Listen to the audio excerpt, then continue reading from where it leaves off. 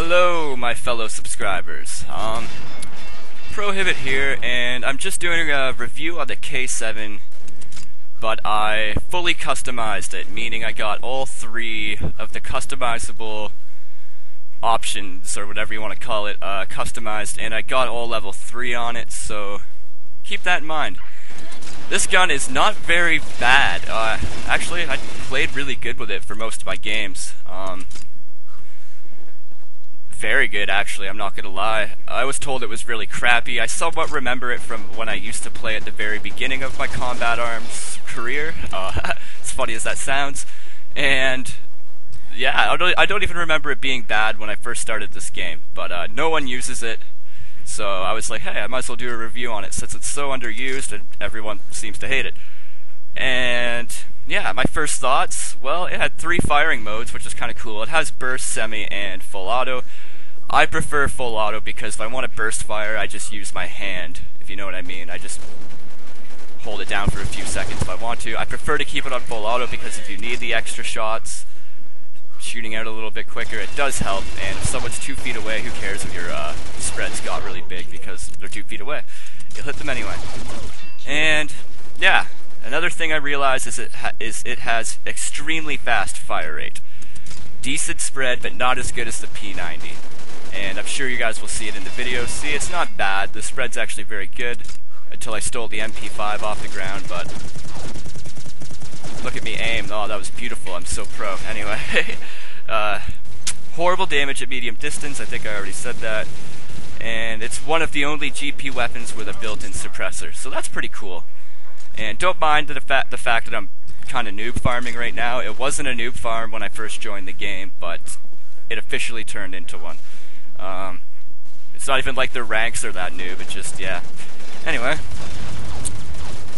as for the stats, they're not very good, and I'm going to compare it with the Uzi because the Uzi has a lot of stats in common.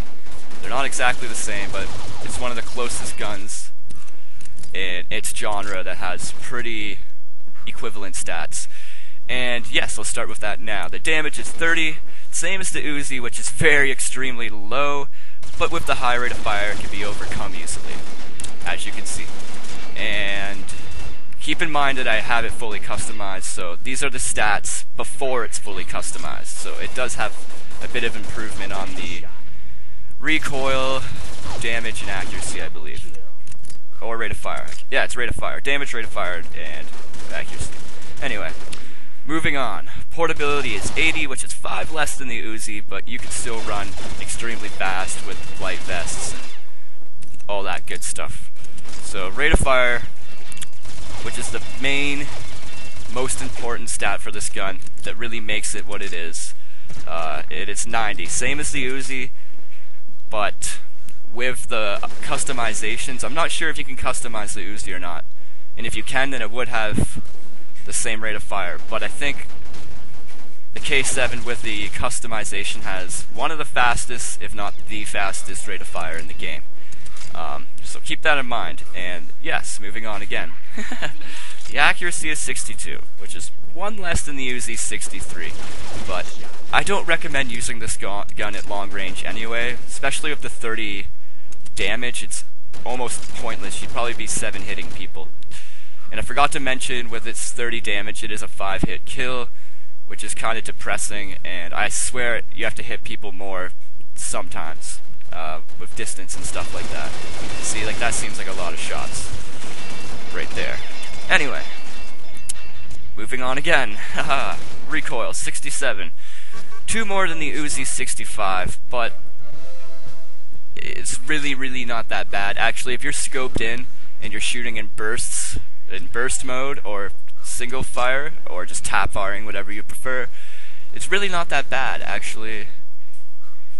There's a couple of examples of me using the scope in this game, actually, and yeah, I get a couple kills with it, but I don't recommend it. If you see someone far away, I recommend pulling out your other gun. That is, if you do have another gun. Most people carry assault rifle SMG with sniper combo. So if you see someone at a distance and you're running around with your SMG, you should probably just pull out your sniper, because you're probably not going to kill them, they'll just run. And yeah, while you're shooting this gun, hip fire, I recommend you only use, or shoot, sorry, 10 bullet bursts. Because after that, the recoil starts going really, really crazy. So if you shoot 10, hold off for about half a second, sorry. The spread will go back to normal, and then you can spray a lot more again. And 10 shots goes really, really fast with this rate of fire, so keep that in mind also. And a couple other things I might have forgot to mention is you can get this for at private first class for 850 GP. And that's about all I have to say about the gun. I hope you enjoyed the review. Sorry it's so short. I would actually like to add a bit more, but I think I got everything out of the way. Pr0hibit out. Have a nice